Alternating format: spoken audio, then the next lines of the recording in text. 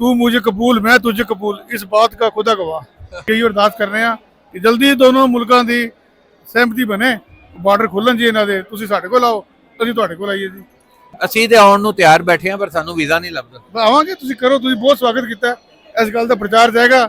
ਸਾਡੇ ਮੋਦੀ ਸਾਹਿਬ ਆਪਣੇ ਖੁਲਵਾਵਾਂਗੇ ਰਸਤੇ। ਇਦਾਂ ਦੀ ਸਿਕਿਉਰਿਟੀ ਸਾਡੇ ਚੜ੍ਹਦੇ ਪੰਜਾਬ ਦੇ ਵਿੱਚ ਮੁੱਖ ਮੰਤਰੀ ਦੇ ਨਾਲ ਚੱਲਦੀ ਆ। ਜੋ ਸਿਕਿਉਰਿਟੀ ਉਹਨਾਂ ਸਾਨੂੰ ਸਿੱਖ ਯਾਤਰੀਆਂ ਨੂੰ ਪ੍ਰੋਵਾਈਡ ਕੀਤੀ ਆ, ਤੇ ਸਾਡੇ ਵਿਛੜੇ ਹੋਏ ਭਰਾ ਸੀ ਜਿਨ੍ਹਾਂ ਨੂੰ ਅਸੀਂ ਜ਼ਿੰਦਗੀ ਦੇ ਵਿੱਚ ਪਹਿਲੀ ਵਾਰ ਆ ਕੇ ਮਿਲੇ ਆ, ਤੇ ਮਹਿਸੂਸ ਕਰਦੇ ਆ ਕਿ ਲੇਟ ਹੋ ਗਏ ਆ। ਇਸ ਤੋਂ ਪਹਿਲਾਂ ਸਾਨੂੰ ਆਉਣਾ ਚਾਹੀਦਾ ਸੀ। ਪਹਿਲਾਂ ਲੋਕ ਬਹੁਤ ਗੱਲਾਂ ਬਾਤਾਂ ਇੱਧਰ ਉੱਧਰ ਦੀਆਂ ਕਰਦੇ ਸੀ ਕਿ ਪਾਕਿਸਤਾਨ ਐਸਾ ਵਾ ਔਸਾ ਵਾ, ਪਰ ਜਦੋਂ ਦੇ ਅਸੀਂ 10 ਤਰੀਕ ਦੇ ਪਾਕਿਸਤਾਨ ਦੀ ਧਰਤੀ ਤੇ ਆਏ ਆ, ਸਾਨੂੰ ਇਹ ਮਹਿਸੂਸ ਹੋਇਆ ਕਿ ਪਾਕਿਸਤਾਨ ਨਾਲ ਦਾ ਹੋਰ ਕੋਈ ਮੁਲਕ ਨਹੀਂਗਾ। ਇਹਨਾਂ ਦੇ ਹੋਰ ਕਿਸੇ ਕੋਨੇ ਤੇ ਸਾਨੂੰ ਇੰਨਾ ਇਤਮਾਨ ਸਤਿਕਾਰ ਨਹੀਂ ਮਿਲਿਆ।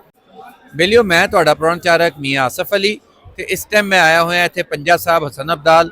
ਮੇਰੇ ਨਾਲ ਚੜ੍ਹਦੇ ਪੰਜਾਬ ਤੋਂ ਆਏ ਹੋਏ ਸਰਦਾਰ ਖੜੇ, ਇਹਨਾਂ ਨਾਲ ਗੱਲ ਕਰਦੇ ਹਾਂ। ਕੀ ਨਾਂ ਹੈ ਤੁਹਾਡਾ? ਮੇਰਾ ਨਾਮ ਜੀ ਸਰਦਾਰ ਧਰਮ ਸਿੰਘ। ਕਿੱਥੋਂ ਆਏ ਹੋ? ਅਸੀਂ ਜੀ ਇੰਡੀਆ ਦੇ ਚੜ੍ਹਦੇ ਪੰਜਾਬ ਤੋਂ ਆਏ ਆ। ਕਿਹੜੇ ਥਾਂ ਤੋਂ?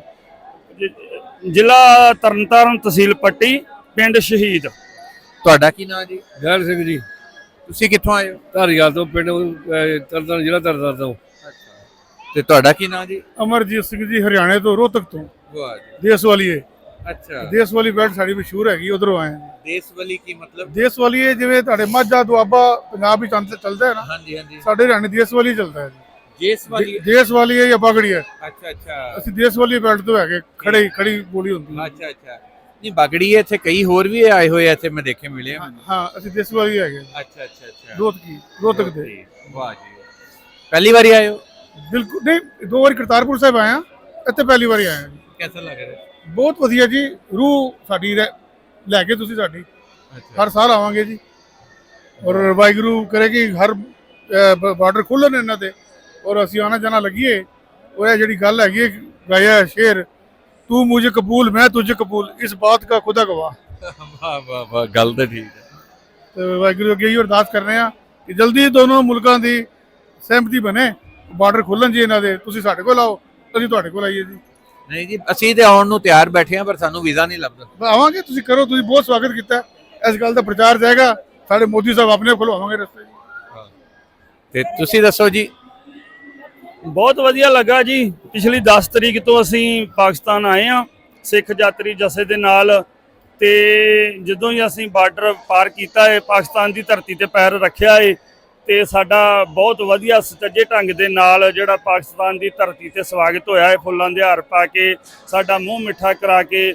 ਔਰ ਉਸ ਦਿਨ ਦੀ ਸਾਡੇ ਨਾਲ ਮੈਂ ਖਾਸ ਕਰਕੇ ਧੰਨਵਾਦ ਕਰਦਾ ਹਾਂ ਇੱਥੋਂ ਦੀ ਸਰਕਾਰ ਦਾ, ਪੰਜਾਬ ਦੀ ਜਿਹੜੀ ਸਰਕਾਰ ਵਾ, ਇੱਥੋਂ ਦੀ ਜਿਹੜੀ ਸਿਕਿਉਰਿਟੀ ਆ, ਅਫਸਰ ਸਾਹਿਬਾਨਾਂ ਦਾ, ਉਹਨਾਂ ਨੇ ਸਾਨੂੰ ਉਦੋਂ ਦੀ ਜੈਡ ਸਿਕਿਉਰਿਟੀ ਜਿਹੜੀ ਆ ਦੇ ਰੱਖੀ ਆ।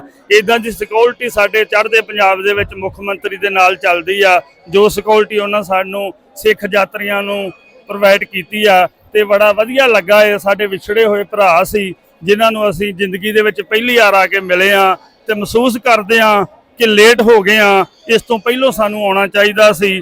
ਹੁਣ ਮੀਡੀਆ ਦਾ ਯੁੱਗ ਆਇਆ ਹੈ ਤੇ ਪਤਾ ਲੱਗਾ ਏ।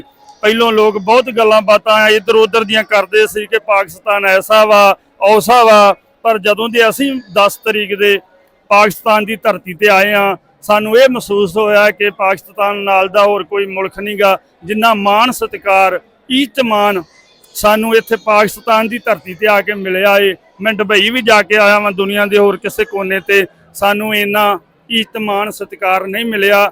ਬਾਕੀ ਸਾਡੇ ਵਿਛੜੇ ਗੁਰਧਾਮ ਸੀ ਜਿਨ੍ਹਾਂ ਵਾਸਤੇ ਸਿੱਖ ਦੋਵੇਂ ਵੇਲੇ ਅਰਦਾਸ ਕਰਦਾ ਸੀ, ਨਨਕਾਣਾ ਸਾਹਿਬ, ਪੰਜਾ ਸਾਹਿਬ ਦੇ ਖੁੱਲ੍ਹੇ ਦਰਸ਼ਨ ਦਿਦਾਰਿਆਂ ਵਾਸਤੇ। ਚਲੋ ਪਰਮਾਤਮਾ ਨੇ ਕਿਰਪਾ ਕੀਤੀ ਹੈ ਕਿ ਅਸੀਂ ਇੱਥੇ ਆ ਕੇ ਖੁੱਲ੍ਹੇ ਦਰਸ਼ਨ ਦਿਦਾਰੇ ਕੀਤੇ ਆ। ਇਸ ਲਈ ਬਹੁਤ ਬਹੁਤ ਧੰਨਵਾਦ ਵਾ ਇੱਥੋਂ ਦੇ ਆਵਾਮ ਦਾ, ਇੱਥੋਂ ਦੀ ਜਨਤਾ ਦਾ, ਔਰ ਖਾਸ ਕਰਕੇ ਧੰਨਵਾਦ ਕਰਦੇ ਆ ਇੱਥੋਂ ਦੇ ਨੌਜਵਾਨ, ਉਹਨਾਂ ਸਿਕਿਉਰਿਟੀ ਵਾਲਿਆਂ ਦਾ ਜਿਹੜੇ ਸਾਡੀ ਸੁਰੱਖਿਆ ਵਾਸਤੇ, ਜਿਹੜੇ ਸਾਡੀ ਹਿਫਾਜ਼ਤ ਵਾਸਤੇ ਰੋਡਾਂ ਤੇ ਖਲੋਤੇ ਨੇ, ਜਿਹੜੇ ਸਾਡੇ ਨਾਲ ਬੱਸਾਂ ਦੇ ਕਾਫਲੇ ਦੇ ਵਿੱਚ ਜਾ ਰਹੇ ਨੇ।